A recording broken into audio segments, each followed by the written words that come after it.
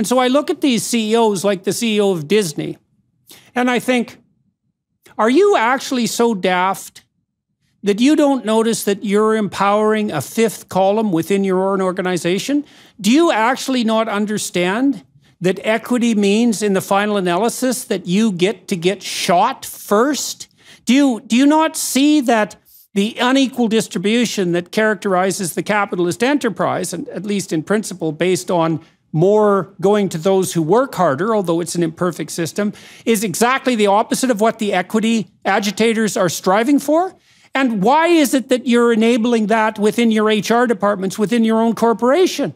And so, I mean, we can point our fingers at the idiot professors, and we should, but then what the hell's up with the evil capitalist overlords? Like, are they so clueless that they can't even, what do they want? They want to not take responsibility for the fruits of their own success? That they want to play both ends against the middle? Or is it just blindness? Like, I don't understand this.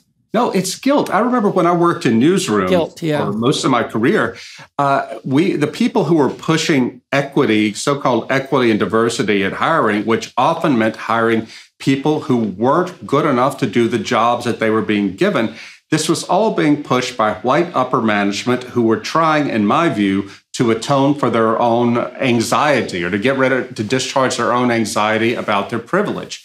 And the people who were paying the price for it were those people who were truly capable farther down the chain there, because you would never see these white upper managers resign to make place for a person of color or a gay person or a minority person.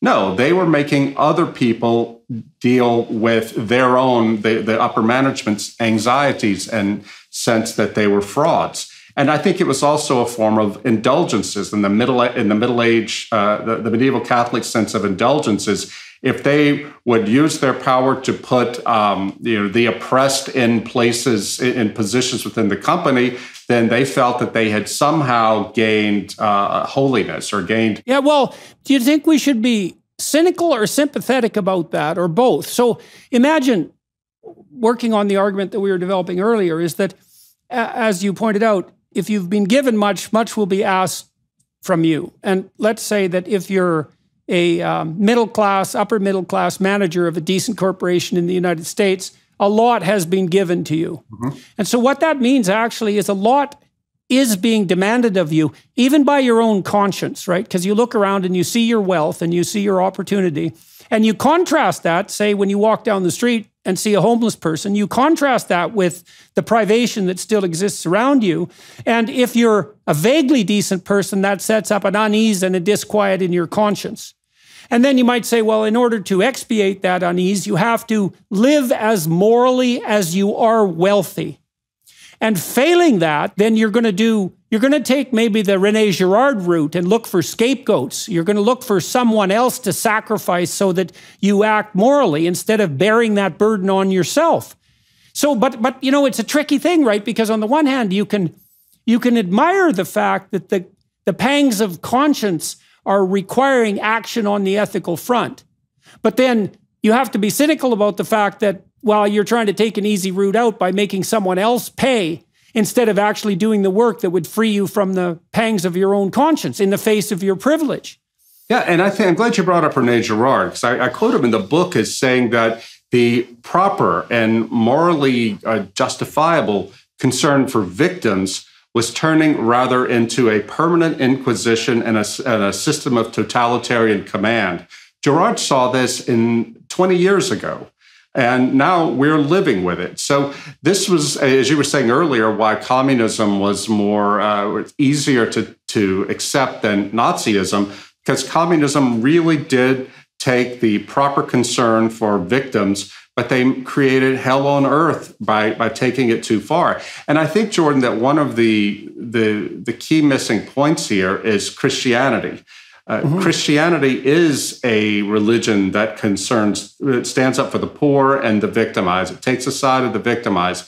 But Christianity also has buried deep within it the point that Solzhenitsyn made like this, that the line between good and evil does not pass between social classes or identity groups. It passes right down the middle of every human heart.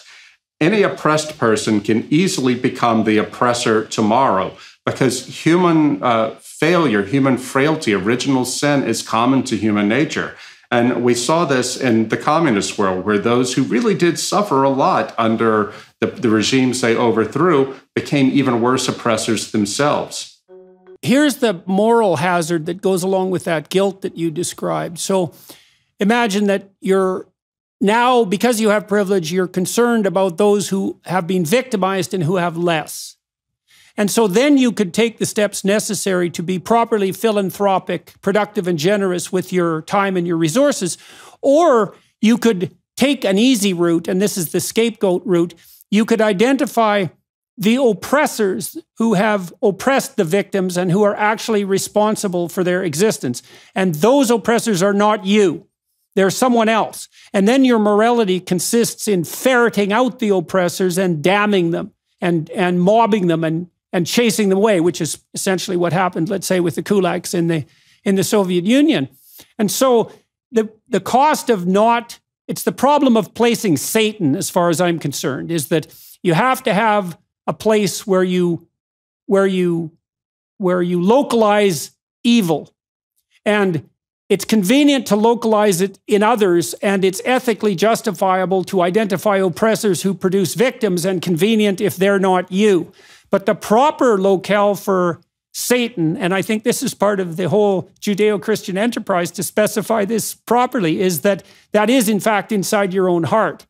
And that what you should do to constrain evil, and that's really what we're talking about in this podcast period, is to take on the moral burden that produces atrocity in the world onto yourself. And Solzhenitsyn's advice was, well, you start by not lying. That's the first thing you do. Let me read out some of his rules for responsible conduct. It's like a bill of responsibilities. We could think of it that way instead of bill of rights. I will not say, write, affirm, or distribute anything that distorts the truth. I will not go to a demonstration or participate in a collective action unless I truly believe in the cause. I will not take part in a meeting in which the discussion is forced and no one can speak the truth. I will not vote for a candidate or proposal I consider to be dubious or unworthy. I will walk out of an event as soon as I hear the speaker utter a lie, ideological drivel, or shameless propaganda. Well, that would produce a lot of abandonment to a lot of meetings right now, it would. And I will not support journalism that distorts or hides the underlying facts. And so Solzhenitsyn, this is one of the things I so greatly admired about his work and also about your book. His diagnosis was that it was the willingness to knowingly deceive yourself and other people that generated and supported the totalitarian catastrophe, and that your primary obligation was to cease participating in that. And that does place the tempter, the deceiver, and so the prince of all lies, let's say, Lucifer himself, in your own heart, and puts on you the moral weight of engaging in that battle in the psychological or spiritual space. And that also, see, this is one of the reasons I dislike modern universities so much, is because what they do, instead of helping students develop their moral character, or even talking about such a thing as a moral character, is that they teach the students to identify the perpetrators and then to protest against them. And then that can so easily transform itself into this scapegoating and mob woke culture that we have now, all operating under the flag of a moral banner. Right, because they don't see the capacity for evil within their own hearts.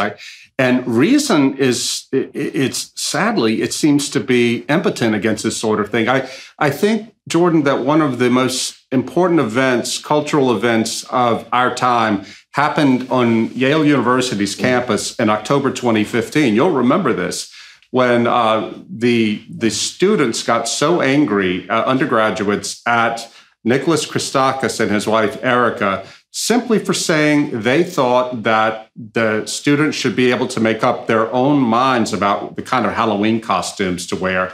You'll remember this became a huge blow up on campus, and on YouTube, people filmed this confrontation on the quad there at Princeton between Nicholas Christakis, this liberal, distinguished professor with white hair, baby boomer, and these kids. There was Nicholas Christakis trying to use reason to engage these young people in dialogue. They didn't want anything to do with it. They were screaming and crying and cursing and demanding that he apologize for his lack of care. And it went nowhere. And as you recall, Yale University, the administration, sided with the students. That was a collapse of authority right there, but it also signaled the collapse of rationality.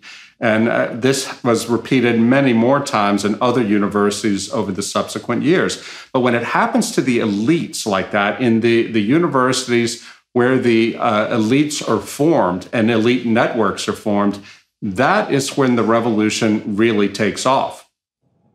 Yeah, well, it was appalling on the part of Yale to side with the students and not with the professor. And that was a sign of a catastrophic collapse, and also of the inability of those who hold the reins of tradition, let's say, to defend themselves against even the most unsophisticated accusations of group guilt.